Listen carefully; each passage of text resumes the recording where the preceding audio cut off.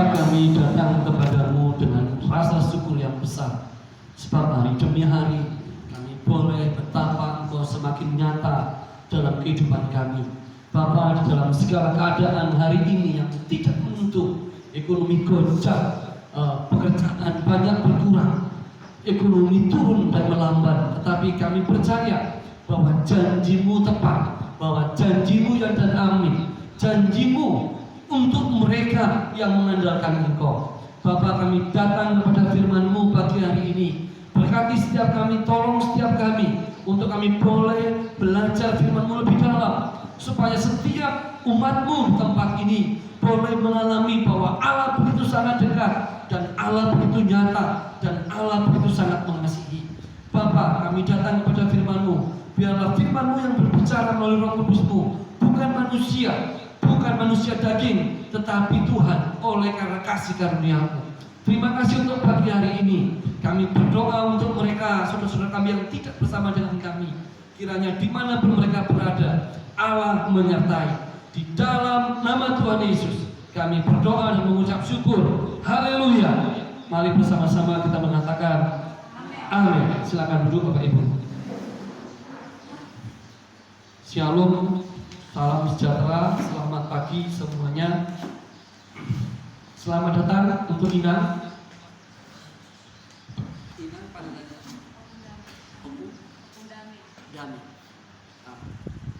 Selamat datang untuk Opung Damai.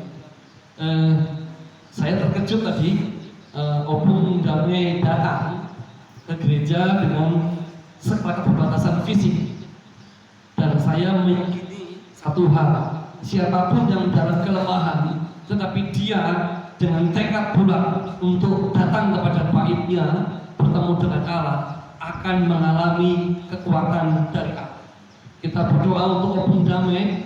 Semoga sendi-sendi kakinya dikuatkan Tuhan, supaya hari-hari yang ada ke depan Opung bisa semakin bersemangat untuk Tuhan. Haleluya. Jangan takut dengan sakit penyakit, dengan ekonomi jangan takut, karena Allah kita melebihi sakit penyakit. Allah kita melebihi segala kekurangan ekonomi kita. Dia melebihi segala sesuatu, dan Dia jauh lebih dari sanggup. Mari kita membaca di Yohanes 15 bersama-sama. Kita belajar dari Yohanes pasal 15 ayat 9 sampai 17. Injil Yohanes pasal 15 ayat 9 sampai 17. Kita baca bergantian. Perintah supaya saling mengasihi. Seperti Bapa telah mengasihi aku, demikianlah juga aku telah mengasihi kamu. Tinggallah di dalam kasihku itu. Kalau kamu menuruti perintahku, kamu akan tinggal dalam kasihku, seperti aku menuruti perintah Bapakku dan tinggal dalam kasihnya. Semuanya itu kukatakan kepadamu, supaya sukacitaku ada di dalam kamu, dan sukacitamu menjadi penuh. Inilah perintahku, yaitu supaya kamu saling mengasihi, seperti aku telah mengasihi kamu. Tidak ada kasih yang lebih besar daripada kasih seorang yang memberikan nyawanya untuk sahabat-sahabatnya. Kalau engkau adalah sahabatku, jika kamu berbuat apa yang kuperintahkan kepadamu. Aku tidak menyebut kamu lagi hamba, sebab hamba tidak tahu apa yang diperbuat oleh tuannya, tetapi aku menyebut kamu sahabat, karena aku telah memberitahukan kepada kamu segala sesuatu yang telah kudengar dari Bapakku. Bukan kamu yang memilih aku, tetapi akulah yang memilih kamu. Dan aku telah menetapkan kamu supaya kamu pergi dan menghasilkan buah, dan buahmu itu tetap, supaya apa yang kamu minta kepada Bapa dalam namaku diberikannya kepadamu. Bersama-sama. Inilah perintahku kepadamu, kasihilah seorang akan yang lain. Haleluya. Diberkatilah mereka yang mendengarkan firman Tuhan dan melakukannya dalam kehidupan sehari-hari. Bapak Ibu, kita belajar beberapa pokok penting dari pasal ini. Dunia itu menawarkan sukacita. Amin. Dunia menawarkan sukacita, ya entah dengan uang, dengan kekayaan, dengan mobil, ya dengan segala apa yang mewah, dengan segala kenikmatan. Dunia menawarkan sukacita. Ya. Jangan dipikir bahwa dunia tidak mampu memberikan itu semua. Dunia mampu memberikan itu. Ada begitu banyak orang hidupnya itu hanya untuk uang, kenikmatan, rekreasi, kenikmatan dan uang. Itu terus kemewahan. Tidak sedikit di dunia ini orang bekerja 6 bulan, setahun penuh hanya untuk bisa menikmati apa yang mewah. Mengapa? Karena dunia mampu memberikan sukacita, kebahagiaan. Dunia mampu. Tetapi pertanyaannya adalah begini, apakah kebahagiaan, apakah sukacita yang diberikan dunia itu sama dengan sukacita yang Allah berikan? Itu pertanyaannya. Nah, dikatakan di pasal ini semuanya itu dikatakan apa? Kukatakan kepadamu supaya apa? Sukacitaku ada di dalam kamu dan sukacitamu itu menjadi sepenuhnya, tidak ada yang berkurang.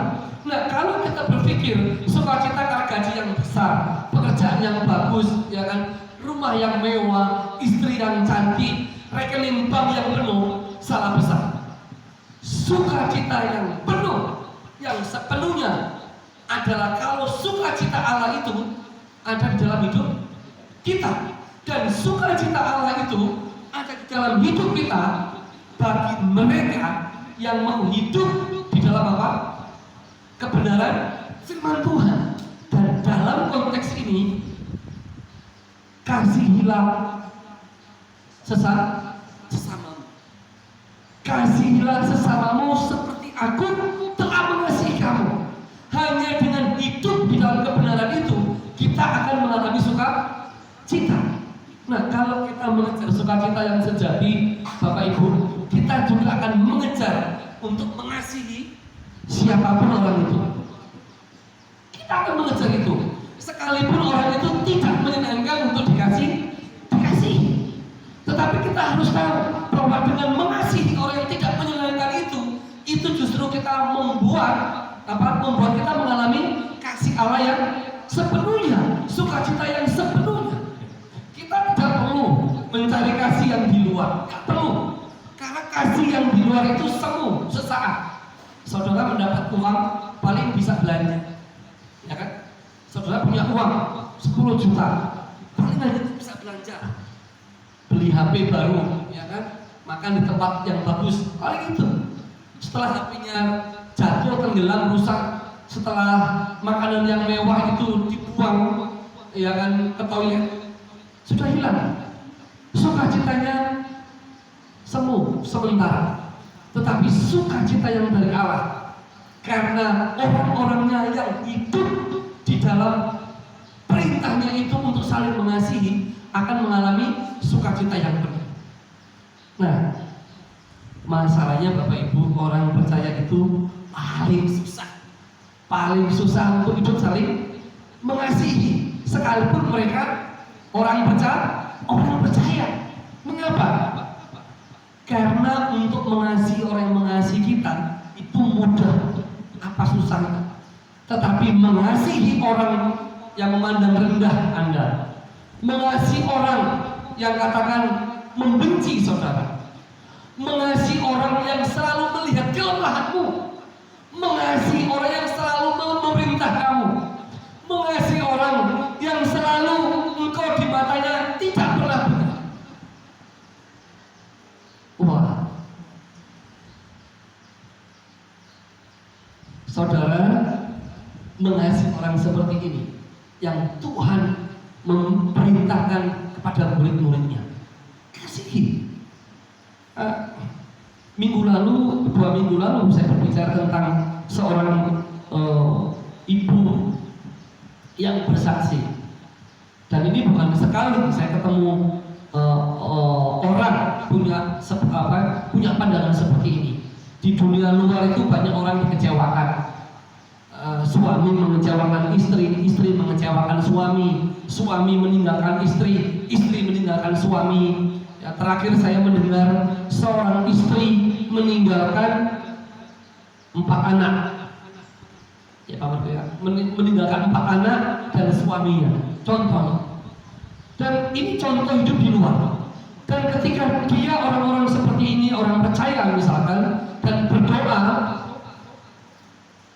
Bapa kami, dan sampai pada satu ayat, ampunilah kesalahan kami seperti kami telah mengampuni orang yang bersalah kepada kami. Dia loncati ayat itu. Dia loncati. Kenapa? Saya tidak bisa mengasihi orang itu, saya tidak bisa mengampuni orang itu. Kenapa? Karena dia orang yang selama ini aku percaya justru tiba-tiba tanpa alasan meninggalkan.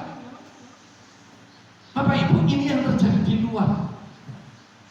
Sementara firman Tuhan mengatakan, engkau mau mendapat sukacita, kasihi sesamamu. Itu sederhana. Tetapi yang sederhana itu sangat sulit dilakukan. Ketika dia tidak bisa mengampuni, sukacita tidak datang dalam hidupnya, yang ada datang apa? Penyakit darah tinggi, gula, ya kan, stres, ya kan, diam sendiri berjam-jam mencari di tempat sudut-sudut yang gelap, ya kan? Gambarannya seperti itu. Mengapa? Ini gambaran orang-orang yang punya kesulitan untuk mengasihi. Nah, Bapak Ibu, firman Tuhan jelas dan mudah. Dikatakan, kamu mau mengalami sukacita Allah dalam hidupmu, kamu mau sukacitaku tinggal dalam hidupmu, mudah, sederhana. Kasihlah satu orang dan yang lainnya. Kasihlah sesamamu, sekalipun orang itu sangat tidak menyenangkan di hadapanmu. Sekalipun kalau kamu melihat wajahnya, yang nampak itu hanya kejelekannya, yang kamu nampak itu hanya kekurangannya. Saudara, suami istri itu kan tidak bisa dipisahkan. Karena apa yang dipersatukan Allah tidak bisa diceraikan oleh manusia. Tidak bisa.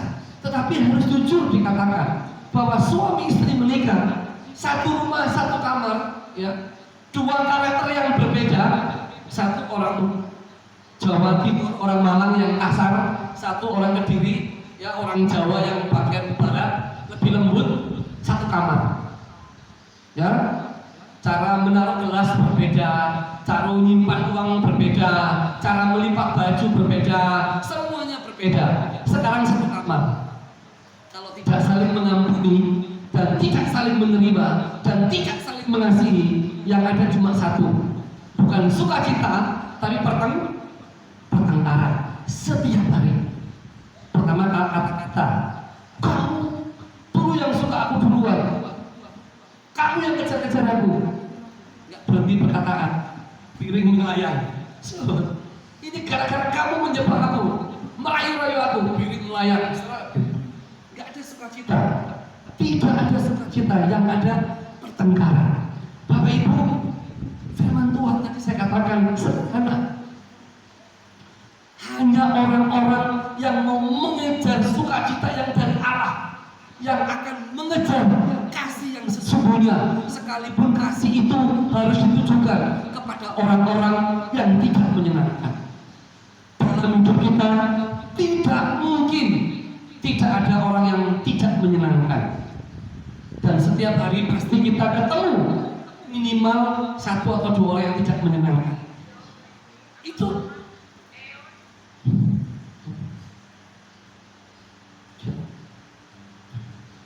bayangkan, HP-nya hati-hati ya. Nah, dalam hidup kita seperti itu Bapak Ibu. Yang tidak menyenangkan itu selalu kita temui setiap hari. Apapun, dalam sikap, dalam perkataan, dalam hal apapun, gitu. Tidak menyenangkan. Dan pertanyaannya, apakah kita akan hidup setiap hari dengan perasaan yang tidak nyaman, yang marah, yang jengkel, yang benci kepada orang yang tidak menyenangkan?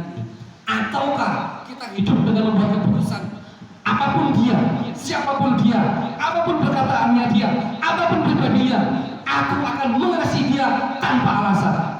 Haleluya. Wah, saya pernah diludahi orang, saya pernah difitnah orang, saya pernah diusir orang, saya ngalami semuanya. Saya pernah tidak makan 4 hari karena nggak punya yang dimakan. Saya mengalami diusir dari rumah orang, saya putus tadi.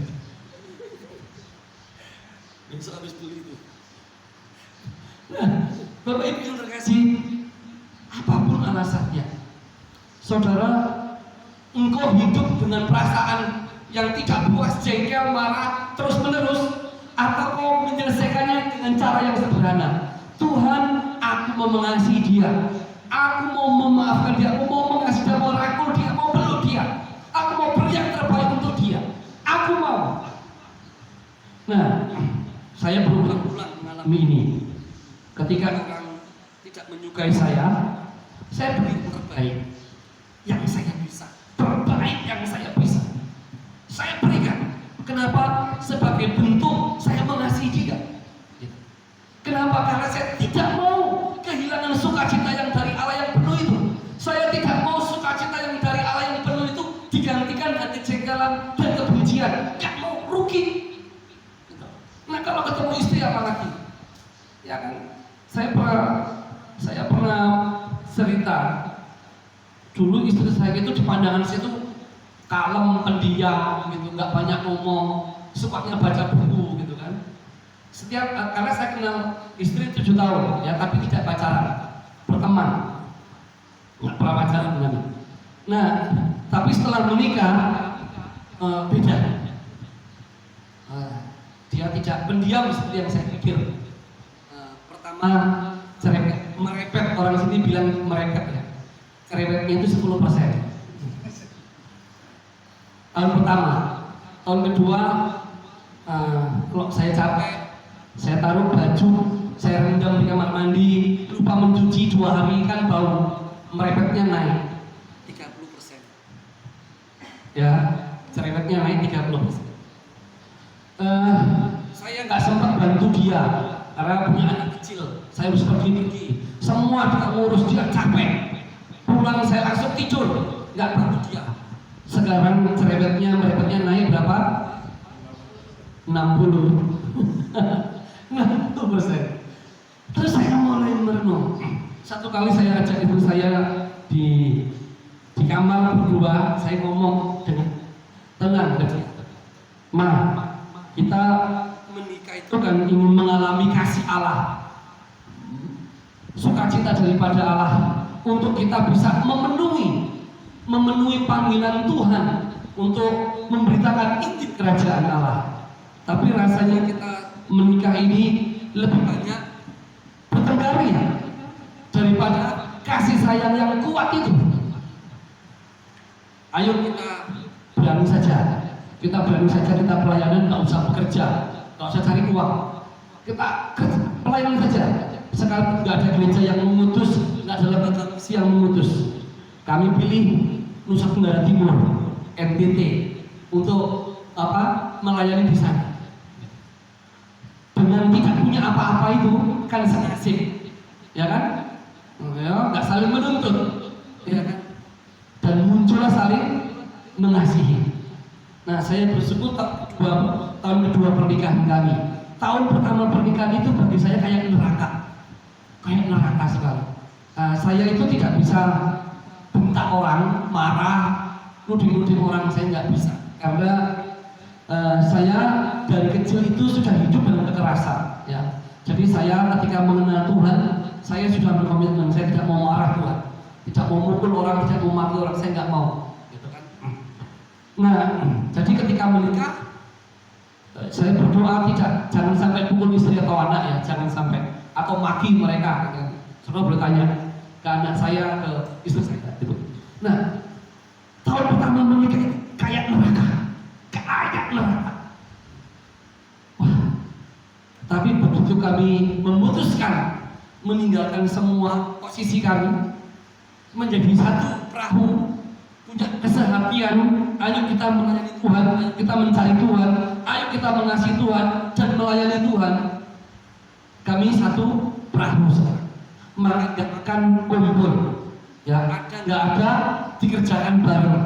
Ya, dulu kalau baju ya ditaruh di apa? Kamar mandi. Sekarang kami nyuci bareng. Sekarang kami nyuci bareng, ya kan? Masak juga gitu. Setiap Sabtu kami bisa kumpul, masak bareng, belanja bareng. Jadi apa yang nampak dari kekurangan dari pasangan kita itu, orang-orang terdekat kita itu tidak ada lagi. Yang ada itu kebersamaan. Dan kami belajar untuk tidak menuntut dari pasangan kita apa enggak. Kamu masa istri hamba Tuhan enggak pernah doa pagi? Enggak. Anak-anak saya tanya, ayo doa pagi, godor pintu, baca firman Tuhan. Tidak pernah. Tapi dari seorang kepala, seorang imam, seorang kepala rumah tangga memberi contoh yang tidak pernah habis. Setiap pagi diam, merenungkan firman Tuhan, mencari Tuhan. Gak perlu, saya gak, kalau dengan anak-anak, dengan istri kami sering pakai mobil, pakai rumah, pakai rekreasi bareng, itu kami sharing firman Tuhan. Sharing firman Tuhan. Kalau ada waktu kita kumpul di kamar, sharing firman Tuhan. Tapi kami tidak pernah memberi perintah, datang kamu sini belajar firman Tuhan, nggak pernah. Kalau dia keliru, kita ingatkan. Nah, itu nggak baik. Kamu coba pikirkan, pertimbangkan bahasa-bahasa yang seperti itu. Kita ingatkan berulang-ulang. Kalau kamu salah, kamu tanggung akibatnya. Mengasihi itu penuh kesabaran, menunggu orang lain untuk berubah. Mengasihi bukan menuntut orang supaya cepat berubah seperti yang kita mau. Tidak. Kita sering kan menginginkan orang itu berubah untuk kita yang mau, menurut kita. Kamu lihat saya nggak seperti itu. Saya dulu begini, begono. Orang Batak bilang begitu. Tidak. Kasih itu dengan sabar, menunggu orang untuk berubah. Itu kasih. Gitu. Bukan kalau kita menasihati supaya orang cepat berubah, menurut kita mengasihi. Bukan. Mengasihi itu adalah menunggu orang lain untuk berubah. Menunggu. Bukan memaksa orang untuk berubah. Nah, itu mengasihi. Wah, Bapak Ibu yang terkasih, ini yang disampaikan Yesus kepada murid-muridnya. Kalau kita mengasihi orang, menuntut, termasuk istri dan anak ya, menuntut mereka cepat berubah, kita nggak sabar. Kamu nggak seperti Papa dulu. Papa dulu begitu kenal Tuhan, setiap hari cari Tuhan, berpasal-pasal Papa baca firman Tuhan.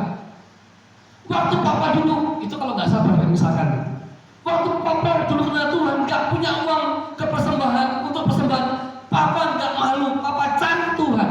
Papa harus berjalan 7 kilo hanya untuk mencari orang bisa berkhotbah, dengar khotbahnya apa, dan pulang pergi 14 kilo setiap hari. Saya kata di gereja yang berbeda.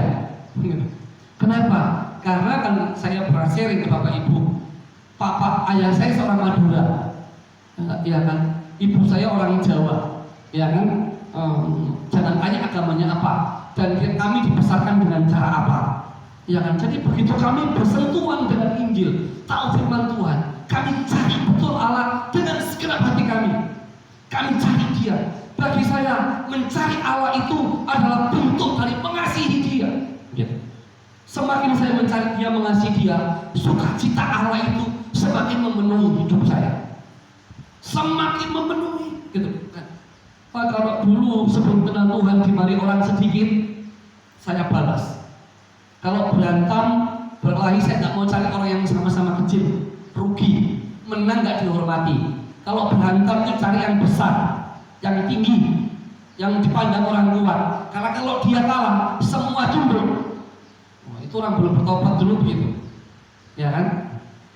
Kalau abang saya ada di sini, yang nomor 1 itu pernah cerita, saya pernah pukul orang pingsan, dan yang saya pukul bukan orang kecil, lebih besar daripada Pak Hotri, besar. Saya hantam pingsan, dan saya takut kejadian itu. Itu belum bertobat, gitu. Belum. Dan kalau saya ingatnya saya malu, gitu. Nah, tetapi karena Karena kasih Allah itu menjangkau, memenuhi hidup kita. Sukacita kita penuh. Kita tidak menginginkan apalagi yang ada di dunia. Karena yang di dunia itu sementara. Kamu punya hari ini, besok hilang. Kamu punya hari ini, besok habis.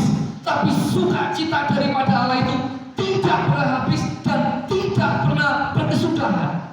Dia memenuhi hatimu sedemikian rupa sampai kamu mampu melakukan apa yang tidak mungkin.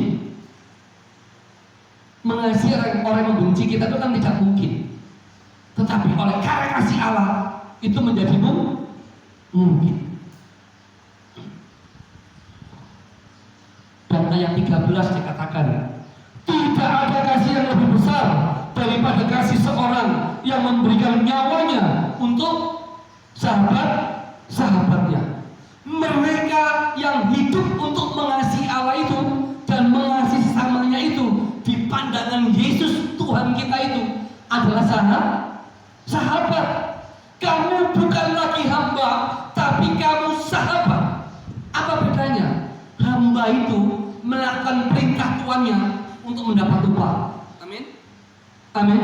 Hamba itu melakukan perintah tuannya untuk mendapat upah.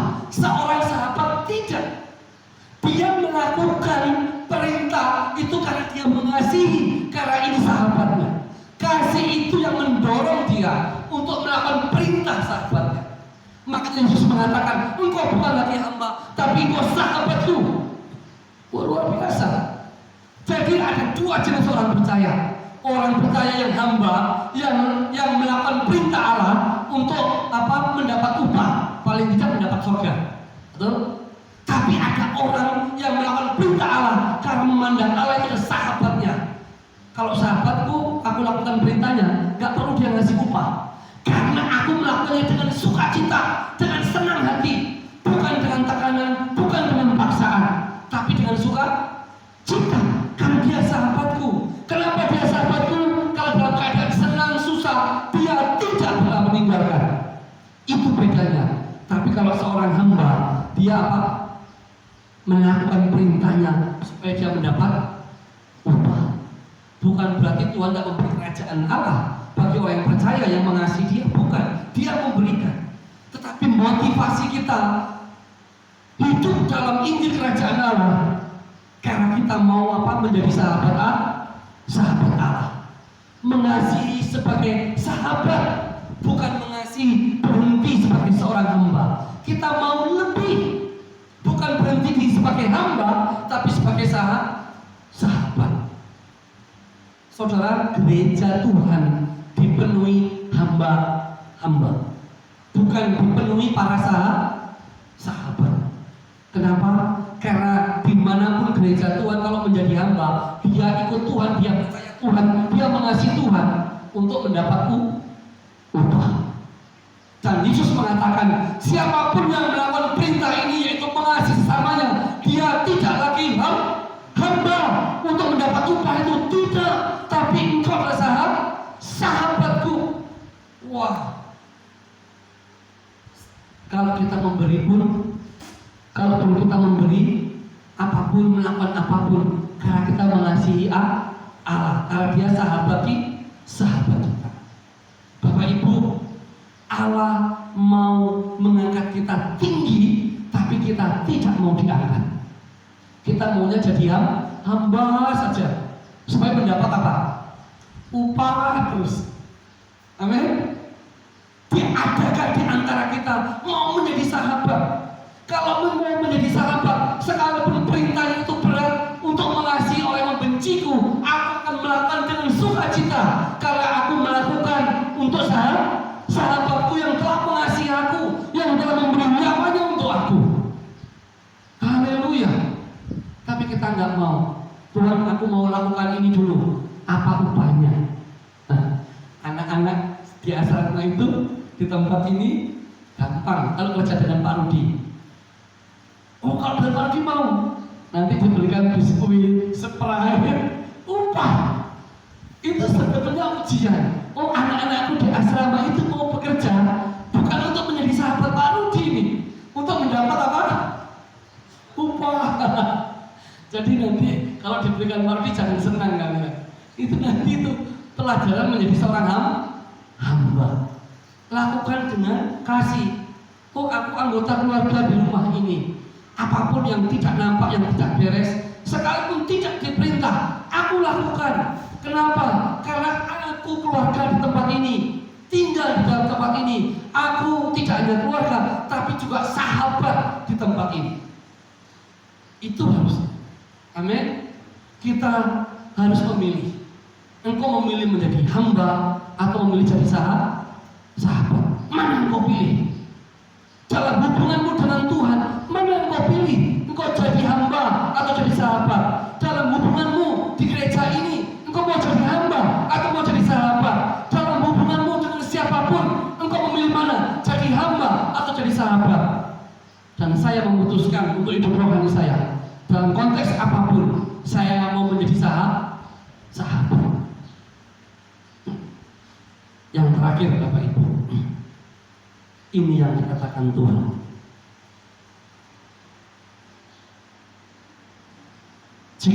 Jikalau kamu menuruti perintahku, kamu akan tinggal di dalamku. Jikalau kamu siapapun murid-muridnya, siapapun yang percaya, siapapun gerejanya, mau di gedung mewah, mau di hutan, mau di gedung ber-AC, mau di bawah pohon angka, siapapun gerejanya yang melakukan perintah Tuhan, dia apa dikatakan? Tinggal di dalam kasihku. Saudara, ini yang kita seringkali bicara. Kata tinggal di dalam teks aslinya itu, kata tinggal dari kata meno. Kata meno itu kata dasar meno, itu artinya tinggal di dalam, tidak terpisahkan, ya kan? Terikat, tertancap, ya, seperti ranting dengan pokoknya. Itu kata tinggal, ya. Dia bisa dikatakan tinggal di dalam, tidak di luar, ya kan? Tertancap dengan pokoknya, ya kan?